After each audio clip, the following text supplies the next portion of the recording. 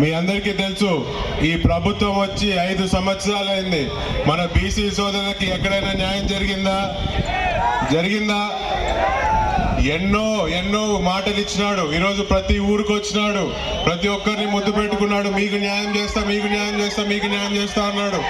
ఇటు అనుకుంటూ పోయినాడు. ఏం చేస్తాడు మనకి?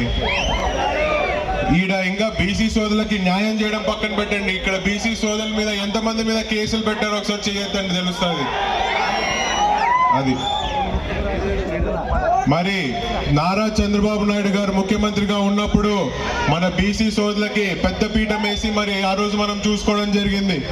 మొదటిగా మనం చూసుకుంటే బీసీ కార్పొరేషన్ లోన్ల కింద ఎన్నో వందల వేల కోట్లు మనం ఈరోజు బీసీ సోదరులకి ఇవ్వడం జరిగింది. కానీ ఈ ప్రభుత్వం ఒక్క రూపాయి కూడా ఈరోజు మనకి ఇచ్చింది సందర్భం లేదు. మరి అదే విధంగా యువకులు ఎంతో మంది ఉన్నారు. ఇక్కడ బెస్ట్ అవైలబుల్ స్కూల్ అని చెప్పి ఒక పథకం అనౌన్స్ చేస్తున్నాము. అంటే మన బీసీ పిల్లలు, మన బీసీ సోదరుల చిన్న పిల్లలు ఎక్కడైనా చదువుకునేటప్పుడు ఈరోజు పెద్ద కార్పొరేట్ స్కూల్ అన్ని మన ఊర్లలోకి వస్తున్నాయి. వాళ్ళకి ఎక్కడ అన్యాయం జరగకూడదని పెద్ద కార్పొరేట్ స్కూళ్ళల్లో కూడా మన బీసీ పిల్లల్ని పంపించి చదివించడానికి అన్ని రకాలుగా తెలుగుదేశం పార్టీ ఈరోజు అండగా ఉండింది. మరి అదే విధంగా విదేశీ విద్య, ఈరోజు ఎంతో మంది పిల్లలు ఉన్నారు ఇక్కడ, లేకపోతే ఎంతో మంది తల్లిదండ్రులు ఉన్నారు. వాళ్ళ పిల్లల్ని విదేశాలకు పంపించి చదివిద్దామని ఎంతో మంది ఆలోచిస్తుంటారు.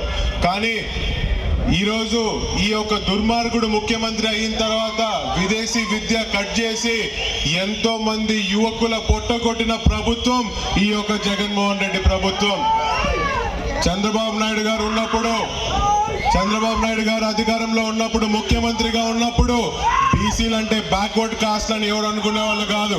బీసీలు అంటే బ్యాక్ బోన్ రాష్ట్రానికి అనుకునే విధంగా ఆ రోజు మన బీసీ సోదరులకి న్యాయం చేయడం జరిగింది.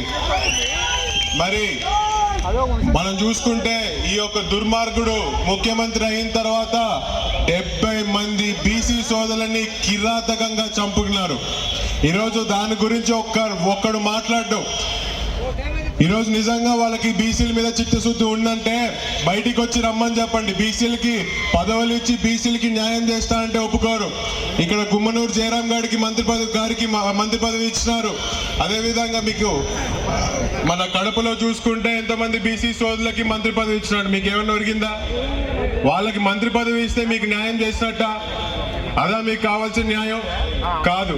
నిజంగా పేదరికంలో ఉన్న బీసీ సోదరులకి న్యాయం చేసినప్పుడే ఈరోజు బీసీలు బాగుపడతారు, బీసీలు అభివృద్ధి చెందుతారు. మరి మీరు చూసుకుంటే గురుకుల పాఠశాల స్కూళ్ళు ఈరోజు